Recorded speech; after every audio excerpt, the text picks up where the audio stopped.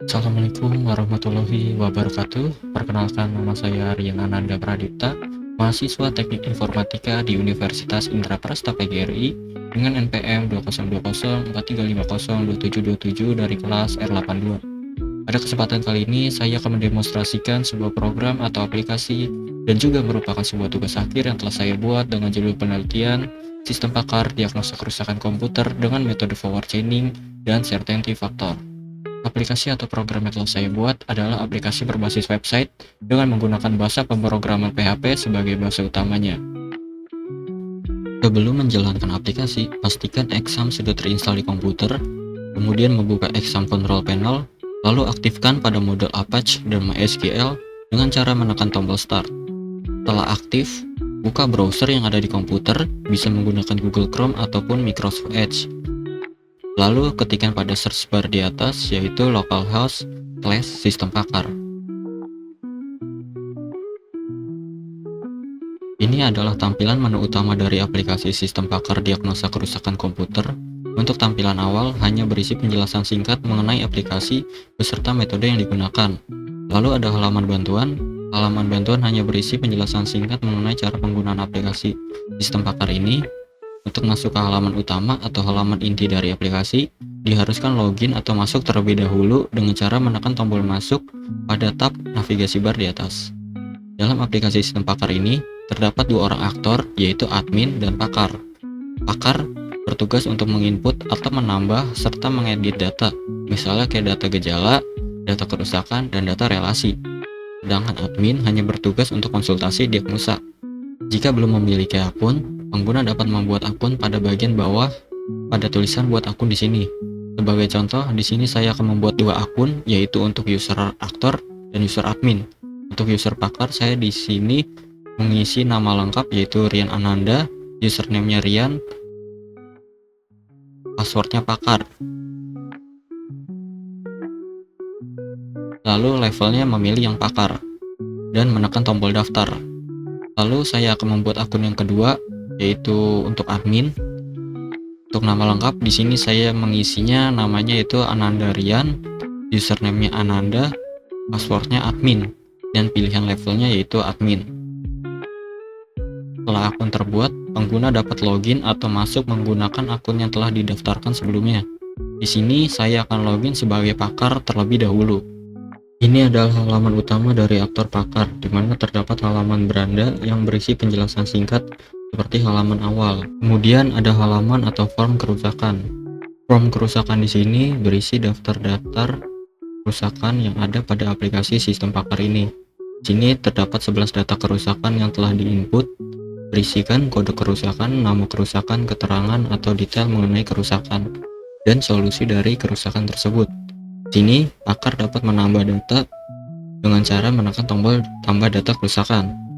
Untuk kode kerusakan di sini sudah otomatis terinput, melanjutkan kode kerusakan terakhir yang dimasukkan. Sebagai contoh, saya menginput nama kerusakan yang ke-12.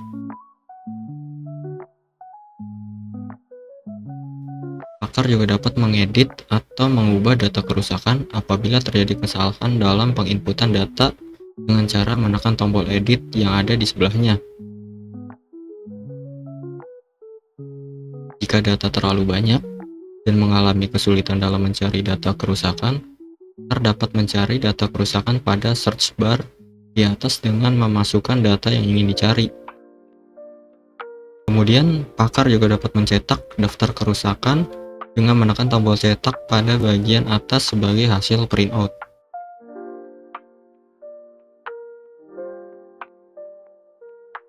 Berikutnya ada form gejala yang berisi daftar-daftar gejala yang ada pada aplikasi sistem pakar ini. Di sini terdapat total 46 data gejala yang telah diinput berisikan kode gejala, nama gejala, keterangan atau detail mengenai gejalanya. Di sini pakar dapat menambah data gejala dengan cara menekan tombol tambah data gejala. Untuk kode gejala di sini sudah otomatis terinput melanjutkan kode gejala terakhir yang dimasukkan. Sebagai contoh, saya menginput nama gejala yang ke-47 dan gejala ke-48. Pakar juga dapat mengedit atau mengubah data gejala apabila terjadi kesalahan dalam penginputan data dengan cara menekan tombol edit yang ada di sebelahnya. Jika data terlalu banyak dan mengalami kesulitan dalam mencari data gejala, pakar dapat mencari data gejala pada search bar di atas dengan memasukkan data yang ingin dicari.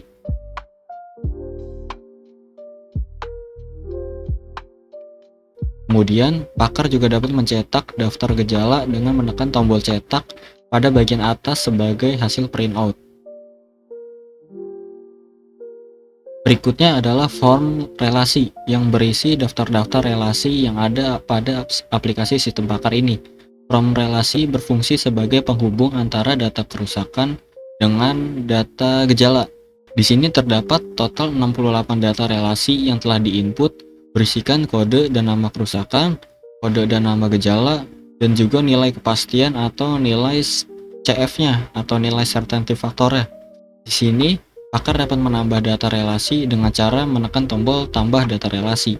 Sebagai contoh, di sini saya akan menghubungkan relasi antara data kerusakan yang ke-12 yang sebelumnya dimasukkan dengan gejala ke-47 dan 48. Kemudian memasukkan nilai CF, yaitu hasil perhitungan dari nilai MB dikurang nilai MD. Nilai MB adalah nilai kepercayaan dari gejala terhadap kerusakannya, sedangkan nilai MD adalah nilai tidak kepercayaan antara gejala terhadap kerusakannya. Di sini saya memasukkan nilai 0.8 atau 0,8 yang berarti jika dipersentasekan dengan cara dikali 100%, maka nilai kepercayaannya adalah sebesar 80%. Untuk nilai CF, karena merupakan persentase, maka nilainya hanya berkisar antara 0 sampai 1.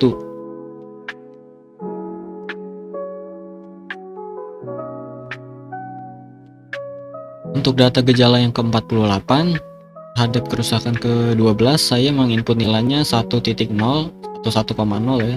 Kalau dipersentasekan yaitu 100% nilai kepercayaannya. Pakar juga dapat mengedit atau mengubah data relasi apabila terjadi kesalahan dalam penginputan data dengan cara menekan tombol edit yang ada di sampingnya. Kemudian terdapat halaman rule yang berisikan data relasi yang sudah diinput sebelumnya.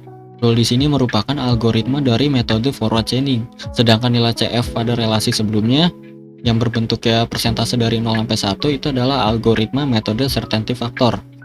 Ada data yang baru yang saya masukkan sebelumnya yaitu gejala 47 dan 48. Di sini artinya jika pengguna memilih gejala 47 dan 48, maka akan menampilkan hasil kerusakan 12. Ini adalah halaman ubah password dengan tujuan agar pengguna dapat mengganti password jika diperlukan dengan memasukkan password lama, password baru, dan password baru lagi pada kolom ketiga.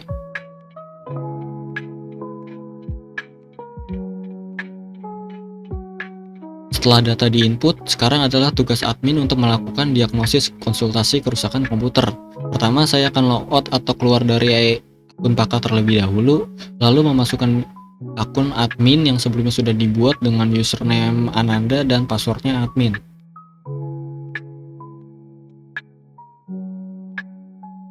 Ini adalah tampilan dari menu utama admin, di mana terdapat halaman beranda yang sama pada menu awal dan menu utama pakar. Kemudian terdapat halaman daftar pengguna. Pada halaman ini hanya berisi daftar pengguna yang terdapat dalam aplikasi sistem pakar ini. Di sini admin dapat mencetak untuk dijadikan sebagai printout laporan. Kemudian terdapat form daftar kerusakan. Di sini admin hanya dapat melihat data dan mencetak data saja. Begitupun untuk data gejala yang sama seperti daftar kerusakan di mana admin hanya bisa melihat dan mencetak datanya saja. Ini adalah form atau halaman diagnosis kerusakan.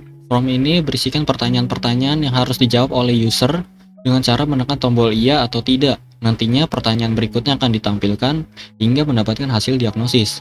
Sebagai contoh menggunakan data rule yang ada, di sini saya akan mencoba mendiagnosis pada kerusakan power supply, yang artinya saya harus menjawab semua pertanyaan yang ada pada rule power supply dengan cara menekan tombol ya, sedangkan untuk lainnya tidak.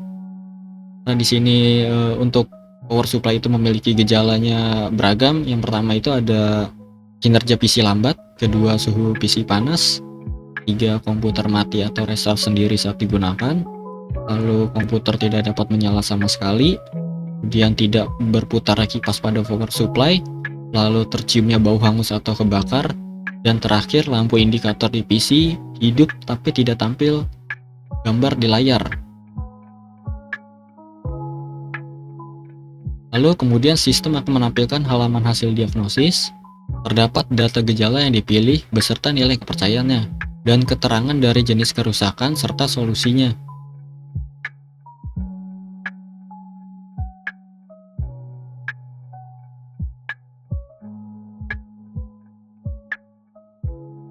Setelah itu, admin dapat mencetak hasil diagnosis yang nantinya akan diberikan kepada teknisi untuk mempermudah dalam perbaikan komputer. Jika ingin melakukan diagnosa ulang, di sini admin dapat menekan tombol konsultasi lagi pada bagian bawah. Sebagai contoh kedua, di sini saya akan memasukkan data gejala ke-47 dan 48 terhadap kerusakan 12 yang sebelumnya telah diinput.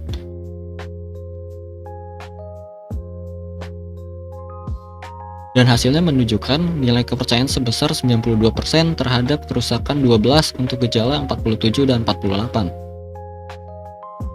Baik, demikian adalah demonstrasi yang dapat saya sampaikan. Semoga dapat bermanfaat untuk pembaca atau pemirsa yang menonton video ini, serta para peneliti ke depan yang ingin menggunakan penelitian ini sebagai acuan, dan para teknisi komputer dalam melakukan servis komputer. Semoga bisa jadi berguna, dan kurang lebihnya mohon dimaafkan. Saya Rian Ananda Pradipta mengucapkan terima kasih. Wassalamualaikum warahmatullahi wabarakatuh.